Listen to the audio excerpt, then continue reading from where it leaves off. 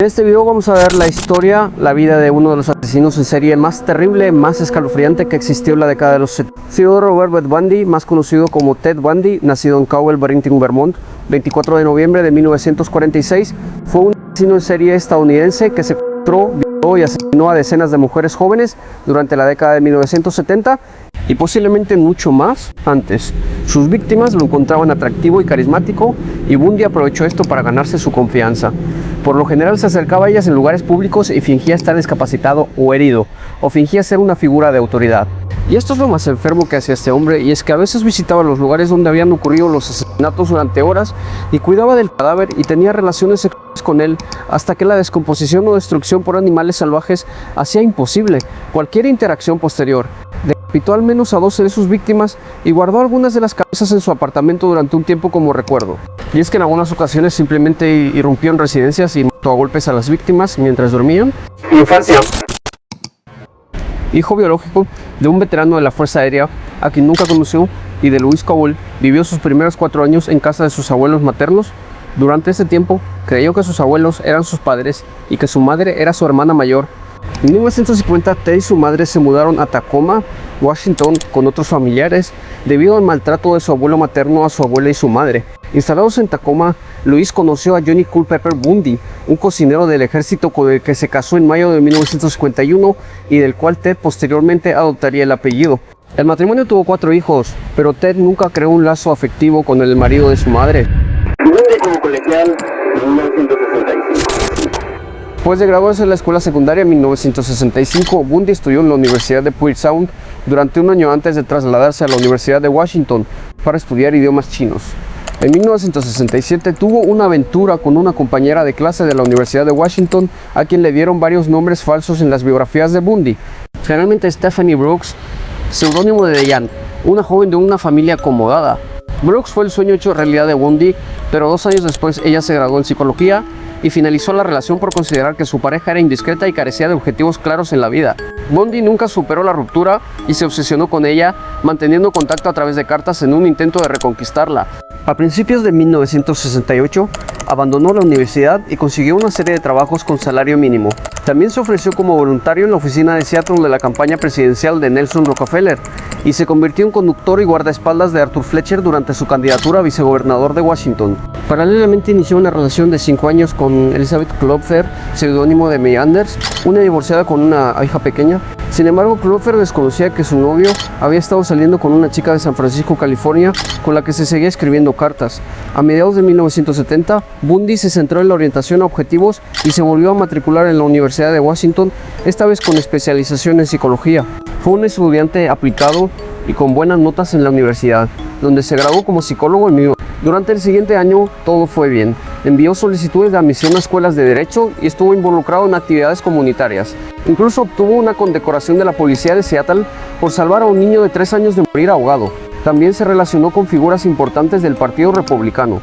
A principios de 1973, a pesar de tener una puntuación baja en la prueba de admisión a la Facultad de Derecho, Bundy fue admitido en las facultades de Derecho de la Universidad de Puget Sound y en la Universidad de Utah, gracias a cartas de recomendación de Daniel J. Evans, gobernador de Washington de 1967, con el que Bundy trabajó durante su campaña de reelección, Ross Davis, presidente del Partido Republicano del Estado de Washington, y varios profesores de psicología de la Universidad de Washington. Durante un viaje a California por el Partido Republicano en el verano de 1973, Bundy se reencontró con Brooks, con la que mantuvo una relación que duró entre el verano e invierno de ese mismo año. Ella quedó sorprendida por sus notables cambios. Bundy ahora era un profesional y parecía estar en auge en su carrera legal y política. Al mismo tiempo, Bundy también estaba saliendo con Klopfer y ninguna de las dos se conocía.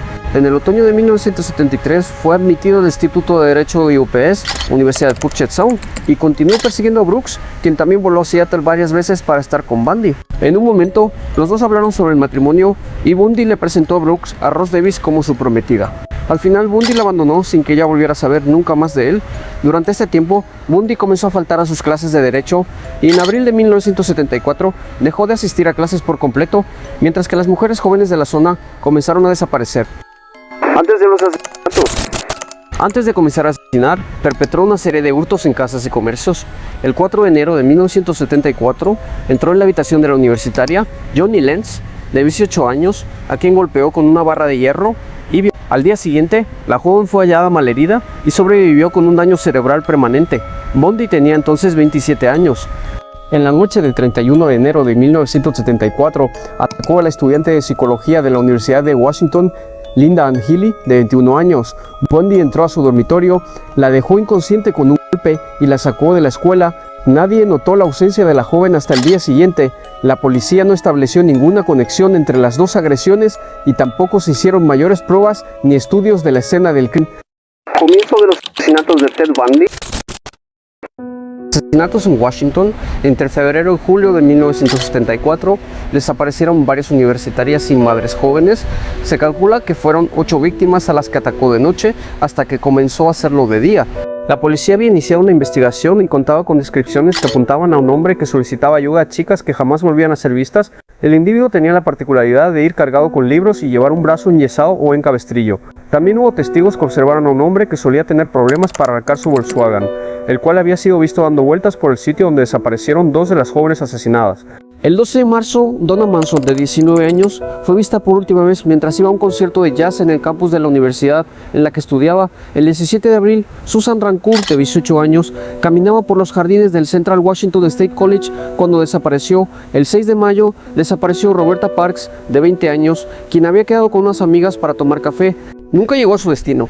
Parks se encontró con un hombre aparentemente lesionado que le pidió ayuda para subir unas cosas a su vehículo. Nunca más fue vista. El 1 de junio, Brendan Ball, de 22 años, salió de la taberna Flame en Burien, Washington, después de comentarles a sus amigos que iba a buscar a alguien que la llevara a Sun City, California. La última vez que la vieron estaba hablando con un hombre con el brazo en un cabestrillo. 19 días más tarde se descubrió que Ball nunca llegó a su destino. En la madrugada del 11 de junio, Jordan Hawkins, de 18 años, perteneciente a la fraternidad Kappa Alpha Theta de Seattle, desapareció después de despedirse de su novio e ir a buscar unos libros para un examen de español. Su compañera de habitación y la encargada del dormitorio comunicaron su desaparición a la mañana siguiente. Dejaba crecer la barba y bigote o se los afeitaba. También cambió de residencia y se mudó a Midvale, Utah, donde el 30 de agosto de 1974 se matriculó como estudiante en la Facultad de Derecho en la Universidad de Utah. En octubre de dicho año cometió los siguientes crímenes. El 2 de octubre asesinó a Nancy Wilcox, de 16 años, cuando se acercaba a una tienda de su barrio. Su cuerpo nunca fue hallado. El 11 de octubre, Rhonda Stapley, estudiante de farmacia de 21 años, esperaba el autobús para ir a la facultad, cuando Bundy se ofreció a acercarla allí en su Volkswagen. Con la excusa de ir al zoológico, estacionó su vehículo en un lugar apartado y vio a la chica durante horas, a la vez que la estrangulaba y aflojaba la presión para que siguiera con vida. En un momento en que Ted regresó al vehículo, consiguió escapar y llegar a la facultad, pero en vez de denunciarlo, lo ocultó durante 40 años por miedo a ser rechazada. El 18 de octubre secuestró a Melissa Smith, la hija del sheriff local. La raptó mientras ella se dirigía a pasar la noche en casa de una amiga. Su cadáver fue encontrado 9 días después en Summit Park, después de torturarla y violarla durante 5 días. El 30 de octubre desapareció Laura Amy, de 17 años, cuando volvía de una fiesta de Halloween. Su cadáver fue encontrado en los montes Wasatch, mostrando signos de haber sido golpeada en la cabeza con una cuña de metal y violada. Sin embargo, parecía que Bundy conocía a la muchacha debido a que hubo muchos testigos amigos que le contaron a la policía que estuvo acosándola y apareciéndose en lugares que la muchacha conocía y frecuentaba. La policía inició una investigación y descubrió similitudes en el modus operandi de algunos asesinatos ocurridos en Washington. Entre ambas comisarías elaboraron un retrato robot del posible aspecto que tendría el asesino. Primeros indicios que el Volkswagen Beetle que Bundy utilizó para atrapar a sus víctimas, ahora se exhibe en el Museo Nacional del Crimen y Castigo en Washington, D.C. El 8 de noviembre de 1974, Bundy se acercó a Carol Daronch en el Fashion Place Mall en Murray, Utah. Haciéndose pasar por un oficial de policía, le informó que había intentado robar su coche. Daronch subió al auto de Bundy bajo la falsa creencia de que iban a la comisaría para presentar un informe. Después de detener abruptamente el coche, Bundy sacó una pistola y le esposó la muñeca. Ella luchó y consiguió apartarse antes de que Bundy pudiera fijar el otro extremo de las esposas. Ella lo golpeó en la cara y salió corriendo y consiguió que un conductor que pasaba la llevara a la comisaría de policía. Una vez allí, Daronch narró lo sucedido y así se obtuvo la descripción del hombre, del vehículo y el tipo de sangre del atacante. Esa misma noche, 8 de noviembre, Debbie Kent, de 17 años, desapareció del aparcamiento del Instituto Escolar Beaumont, donde había acudido junto a sus padres a ver una obra de teatro. Los familiares, preocupados por la tardanza de Debbie, llamaron a la policía que, tras una búsqueda por el estacionamiento, encontraron la llave de un par de esposas. La llave pertenecía a las esposas con las que horas antes se había presentado Carol Laronche en la comisaría de policía. La directora de la obra de teatro, Jane Aram, declaró que durante la actuación un hombre de aspecto parecido al del sospechoso le había solicitado que lo acompañara al aparcamiento para identificar un vehículo, pero ella se había negado porque estaba ocupada con la obra. Identificación y posterior captura. Debido al retrato robot del asesino, una amiga cercana de Meg Anders lo reconoció como Ted Bundy. Meg Anders también llamó de manera anónima a la policía sugiriendo que su novio podría tener algo que ver con los asesinatos. A pesar de que se facilitaron fotos recientes de Bundy a la policía, los testigos no lograron identificarlo. La policía desechó esa pista para centrarse en otros informes. La atención hacia Ted Bundy se disipó hasta algunos años más tarde. Bundy adoptó la estrategia de trasladarse de un estado a otro para evitar que la policía descubriera su patrón de actuación. Con el paso del tiempo, sus ataques se volvieron cada vez más erráticos y temerarios. Algunas de sus víctimas se convirtieron en testigos, lo que más tarde haría posible el proceso judicial contra Bundy. El 16 de agosto de 1975, un patrullero detuvo un Volkswagen en Salt Lake City para comprobar su matrícula. El sospechoso se dio a la fuga, pero fue detenido poco después. En el vehículo se encontró un kit de herramientas compuesto por una palanca de metal, esposas, cinta, linterna, cuerdas y otros objetos que dieron inicio a una investigación a gran escala de Theodore Robert Bundy. Primer juicio. Pruebas encontradas en el Volkswagen de Bundy en Utah en 1975. El 23 de febrero de 1976 comenzó el juicio contra Ted Bundy por secuestro agravado. Tenía 29 años y entró en la sala con la confianza de que no existían pruebas suficientes contra él. Sin embargo, Carol Laronche lo señaló como el hombre que intentó separarla y amenazó con matarla. Él negó conocerla, pero carecía de coartada. El 30 de junio de 1976 fue sentenciado a una condena de 15 años de prisión con posibilidad de libertad condicional. En prisión, los médicos le efectuaron pruebas psicológicas y toxicológicas, concluyendo que no era psicótico, ni drogadicto, ni alcohólico, ni tampoco sufría algún tipo de daño cerebral. Los resultados de las pruebas permitieron seguir preparando procesos judiciales en su contra. Las pruebas periciales del Volkswagen determinaron que las muestras de pelo encontradas en el vehículo pertenecían a Melissa Smith, secuestrada y asesinada el 18 de octubre de 1974, y a Karin Campbell. Exámenes posteriores revelaron que las contusiones cerebrales en ambos cuerpos podían haber sido ocasionadas por la palanca encontrada en el coche de Bundy. La policía de Colorado levantó cargos por asesinato el 22 de octubre. Durante los preparativos de su segundo juicio, Bundy despidió a sus abogados y decidió defenderse a sí mismo. Por ese motivo se le permitió visitar la biblioteca de la corte de Aspen, Colorado. El 7 de junio de 1977 saltó desde la ventana de la biblioteca, lesionándose el tobillo. Aún así, eludió a la policía durante 6 días y sobrevivió robando y durmiendo en una cabaña abandonada. Esta vez huyó a Chicago y Florida bajo el seudónimo de Kenneth Misner. Últimos crímenes y arresto. El FBI colocó a Bundy en la lista de los 10 fugitivos más buscados en 1978. En enero y febrero de 1978 cometió sus últimos crímenes. El 14 de enero, el edificio de la Fraternidad Chi Omega de la Universidad de la Florida en Tallahassee estaba semivacío cuando Nita Neary volvió de madrugada. Le extrañó que la puerta estuviera abierta y decidió esconderse. Vio salir del edificio a un hombre con gorra azul y una carpeta envuelta en un trapo. Creyendo que habían asaltado la fraternidad, fue en busca de su compañera Karen Chandler, a quien encontró tambaleándose por el pasillo gravemente herida. Otra compañera, Kathy Kleiner, fue hallada con vida aunque mal herida en su habitación. La policía encontró el cadáver de Lisa Levy, que había sido golpeada en la cabeza y violada brutalmente. También estaba el cadáver de Margaret Bowman, estrangulada mientras dormía. El resto de las chicas no pudieron aportar más pistas, salvo el testimonio de Nita Neary. No lejos de allí, Bundy atacó a Cheryl Thomas, que sobrevivió a una paliza brutal. La joven sufrió pérdida permanente de la audición y problemas de equilibrio. En la escena del crimen se encontraron evidencias corporales, como cabello y sangre del agresor. Bundy fue a parar a Pensacola, Florida, donde las placas del auto robado fueron reconocidas por el policía de patrulla David Leake, que lo detuvo después de una corta persecución y una breve lucha. Era la tercera vez que era detenido por temas de tráfico. El 17 de febrero de 1978 se le tomó declaración y reveló su nombre, ya que había dudas sobre su identidad, dado el diferente modus operandi observado en Florida. Juicio final.